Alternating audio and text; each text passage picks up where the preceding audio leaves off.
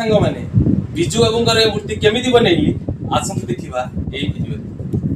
ଏହି ମୂର୍ତ୍ତି କାମ କଲାବେଳେ ଏମିତି ଏକ ଘଟଣା ଘଟିଲା, ଆପଣ ଶୁଣିଲେ ବି ଆଶ୍ଚର୍ଯ୍ୟ ହୋଇଯିବେ। କିନ୍ତୁ ଏ ଘଟଣା ଶୁଣିବା ପୂର୍ବରୁ ଯଦି ମୋ ଚ୍ୟାନେଲକୁ ସବସ୍କ୍ରାଇବ କରିନାହାନ୍ତି ତାହେଲେ ପ୍ରଥମେ ସବସ୍କ୍ରାଇବ କରି। ତିନି ଜଣ ଯୁବକ ଗୋଟିଏ ବାଇକରେ ଏତେ ସ୍ପିଡରେ ଆଇଲେ ଯେ ମୁଁ ଦେଖି ଆଶ୍ଚର୍ଯ୍ୟ ହୋଇଗଲି। ମୁଁ କହିଲି ଗାଁ ଭିତରେ ଏତେ ସ୍ପିଡରେ କେମିତି କ'ଣ ଚଲେଇ ଆସୁଛନ୍ତି।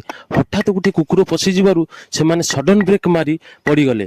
ଜଣେ ପଡ଼ିଗଲା ଗୋବର ଖାତରେ, ଆଉ ଜଣେ ପଡ଼ିଲା ରାସ୍ତାରେ, ଆଉ ଜଣେ ପଡ଼ିଲା ଗୋଟିଏ କଣ୍ଟା ବୁଦା ଉପରେ। ଆଉ ତିନି ଜଣ ଏତେ ଜୋର ପଡ଼ିଲେ ଯେ ସେମାନେ ଖଣ୍ଡିଆ ଖାବରା ହୋଇଗଲେ। ଯାହା ହଉ ଅଳ୍ପକେ ବର୍ତ୍ତିଗଲେ ସିନା, କିନ୍ତୁ ତାଙ୍କ ପାଖକୁ ଯାଇ ମୁଁ ତାଙ୍କୁ ଉଠେଇଲି। ମୁଁ କହିଲି କ'ଣ ଭାଇ ଏମିତି କାହିଁ ଚଲଉଛ? ନା ଆମେ ଯାଉଥିଲୁ ଆଉ କୁକୁରଟା ପଶି ଆଇଲା। ଦେଖିଲି ଯେ ସେମାନଙ୍କ ପାଟିରୁ ମଦର ବାସ୍ନା ଆସୁଛି।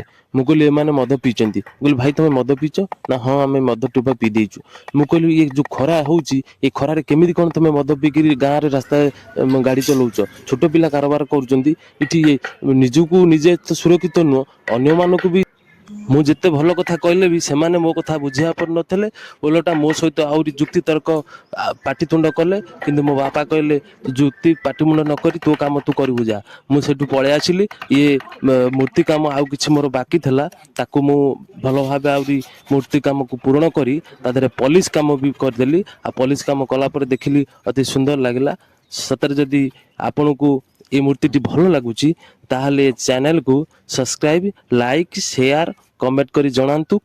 ଆଉ ପରେ ମୁଁ ଅନ୍ୟ ମୂର୍ତ୍ତିମାନ ସବୁ ଏ ଚ୍ୟାନେଲରେ ଛାଡ଼ିବି, ନିଶ୍ଚିତ ଆପଣମାନେ ଦେଖିପାରିବେ।